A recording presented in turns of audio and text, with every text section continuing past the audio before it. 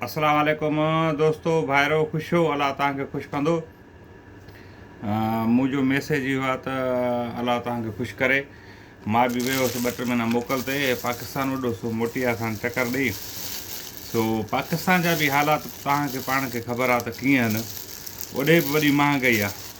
बहरहाल परदेस में बि अॼुकल्ह हिते जेको रोज़ी आहे सो उन जे लाइ माना सभु कुझु सही आहे।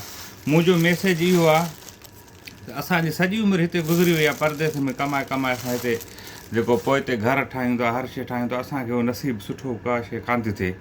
असां साॻियो ई परदेस में आहे। हिते असां रहिया पिया आहियूं त महिरबानी करे मां उन भाइरनि खे चवणु चाहियां थो, दोस्तनि खे, त महिरबानी करे जेका बि परदेस में रहनि था रोज़ी सां आहिनि सो ॿ रुपया पंहिंजा गॾु कयो ऐं कुझु कयो। जेको आहे सो एतिरो कयो जो हितां छॾियो त तव्हांखे कुझु न कुझु नसीबु थिए। बाक़ी हिते परदेस जा हाल जेका आहे न, ऐं हिते पाण ॾिसी थो त अॼु छुटी जो ॾींहुं आहे त बि सुतो पियो त हींअर सवेर निंड फिटी वई आहे। सो मां बि कुझु न कयो, 40 साल 42 साल उमिरि थी वई आहे। केॾो जेको आहे सो माना कमाए सघियोसीं, कुझु बि न कयोसीं, घर बि न खणाए सघियासीं।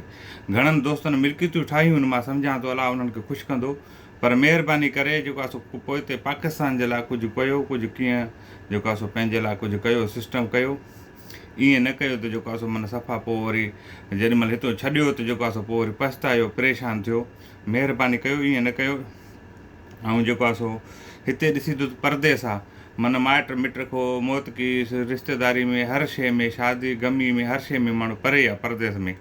सो इन करे मुंहिंजो मैसेज इहो आहे त महिरबानी करे कुझु जेको आहे सो हिते जेका भाइर असांजा रहियल आहिनि, महिरबानी करे जेको आहे सो मां नथो चवां वधीक जेको ग़लति कमु छॾनि, हर शइ कनि, ऐं जेको आहे सो पंहिंजो माना पोइ हिते कनि। हींअर टेम अथनि, पोइ हली हली पछताईंदा, पोइ चवंदा असां छा कयोसीं, कुझु न कयोसीं। सो मुंहिंजो इहो मैसेज आहे, अलाह तव्हांखे ख़ुशि कंदो, अलाह तव्हांखे वधाईंदो। हिते परदेस आहे, केॾीमहिल कंहिंमहिल जेॾीमहिल माण्हू उमिरि थोरी वधीक थींदी पोइ तव्हांखे ख़बर पवंदी हा ॿिली असां छा कयोसीं, छा न कयोसीं। सो अलाह तव्हांखे ख़ुशि कंदो, अलाह तव्हांखे वधाईंदो।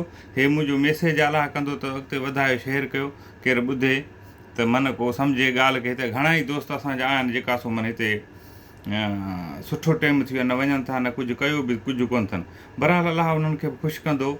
मुंहिंजे तरफ़ उन्हनि खे माना हिकिड़ो पैगाम आहे, मैसेज आहे, अलाह तव्हांखे ख़ुशि कंदो। अस्सलामु वालेकुम।